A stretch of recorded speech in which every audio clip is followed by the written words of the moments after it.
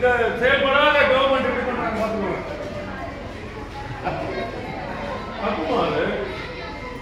இந்த குடும்பத்துல எல்லாம் ஒண்ணுதான்மா. கோடி கணக்கில் போட்டு இந்த வேலையை பார்க்குற இடத்துல இதெல்லாம் நடக்கலாமா? அதெல்லாம் உள்ளே வேலை செஞ்சுட்டு இருக்காங்கம்மா. அப்புறம் எங்க நாடு உருப்படும்? சொல்லி கொடுக்குற டீச்சர்ஸ் இல்லாமா ஆத்மார்த்தமா பிள்ளைகள் சொல்லி கொடுக்கணும் போது உருவாங்க. யார் சொல்றது? வந்து ஜோன் யாரு தெரியல. ஜோன்ல இருந்து கேட்டாங்க. பேர் சொல்லமா? எந்த அதிகாரி போன் பண்ணாங்க உங்களுக்கு? அது சொல்ல அவங்க ஜோன் இல்ல இல்லம்மா, ஜோனல் ஆபீஸ்ல இருந்து பண்றேன்னா நீங்க யாருங்கன்னு கேட்கணும்ல. ஏமா அது கேட்கல, அவர் என்ன கேட்கறாரு புரியுதுங்களா? ஜோனல் ஆபீஸ்ல யார் கால் பண்ணா, எந்த அதிகாரி கால் பண்ணா? ஒரே இடத்துல உட்காந்து ஃபார்ம் ஃபில்அப் பண்ணுங்கன்னு இல்லம்மா, ஒரே இடத்துல உட்காந்து அவர் பேர் கேளுங்க. அப்படியே அவர் பேர் கேளுங்க.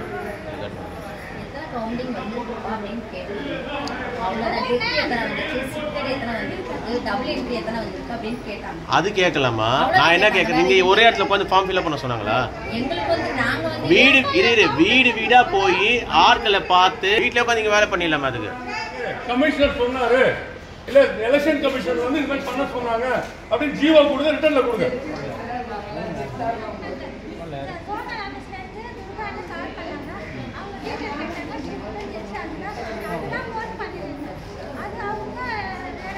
எப்படிமா ஒன்னா உட்காந்து இது பண்ணுவீங்க? நாங்க சூப்பரா நல்லா பேசணுமா?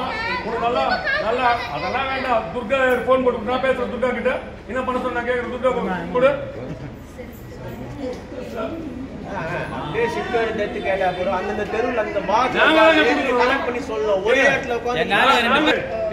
இந்த குடும்பம் இங்க இருக்கு, நாங்க தான் கொடுக்கணும்.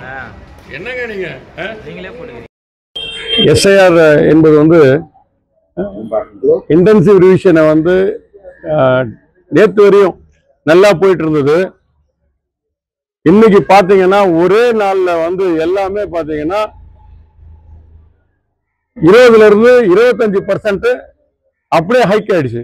என்னடா அப்படின்னா, எங்களுக்கு வந்து வாய் வழி உத்தரவு, அதிகாரிகள் வந்து எங்களுக்கு வாய் வழி உத்தரவு வந்து சொல்லியிருக்காங்க அப்படின்றத பதிவு பண்ணி உட்கார்ந்து இந்த ஸ்கூல் உள்ள உட்கார்ந்து ஸ்கேன் பண்ணிட்டு உட்கார்ந்துட்டு இருக்காங்க.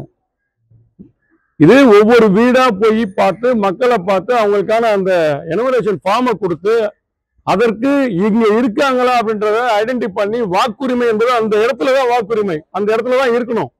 வீடு அந்த இடத்துலதான் இருக்கணும். அப்ப அந்த மாதிரி ஒரு சிச்சுவேஷன் இருக்கும்போது, வாக்குரிமை இருக்கும்போது அதை பாருங்க, ஸ்கூல்ல உட்கார்ந்து பரபரப்பா ஸ்கேன் பண்ணி இன்னைக்கு எல்லாம் வந்து கிட்டத்தட்ட ஒட்டு மொத்தமா நேற்று வரை 71% இருந்தது. இன்னைக்கு மத்தியானத்துக்குள்ள பாத்தீங்கன்னா 80% ஆக்கிட்டாங்க. ஆர்கே நகர் தொகுதி அழகா போயிட்டு இருந்த இன்டென்சிவ் ரிவிஷன் கண்டே பிடிக்க முடியாத, ஐடென்டிஃபை பண்ண முடியாத ஒரு இடத்துல இருந்ததை இன்னைக்கு வந்து இது ஆர்கே நகர் மட்டும் கிடையாது. இந்த பாருங்க, இந்த படிவம் பாத்தீங்கன்னா இது கோட்டைக்குப்பம் விழுப்புரத்துல இருக்க வாக்காளர். இது வாக்கு வந்து இவங்க இங்க போடுவாங்களா அங்க போடுவாங்க, இங்க இருந்து இவங்க வந்து செட் பண்ணி கொடுத்து அனுப்புறாங்க. இதை கையோட பிடிச்சி வச்சிருக்கோம் பாருங்க. நல்லா எந்த ஒரு ப்ராப்ளமும் இல்லாம போயிட்டு இருந்தது இன்னைக்கு வந்து அப்படியே தலைகீழ திருப்பி போட்டுட்டாங்க. சார்ட் காமிக்கிறேன் பாருங்க. அந்த சார்ட்ல வந்து ஒவ்வொரு தொகுதியோடைய நிலவரம் பாருங்க. பாருங்க, இது குறிப்பா நேற்று வரையும் வந்து ஆர்கே நகர் 71% இருந்தது. இன்னைக்கு பாத்தீங்கன்னா ஏக்தம் 78% எடுத்துட்டு போயிட்டாங்க. இது சாத்தியமா?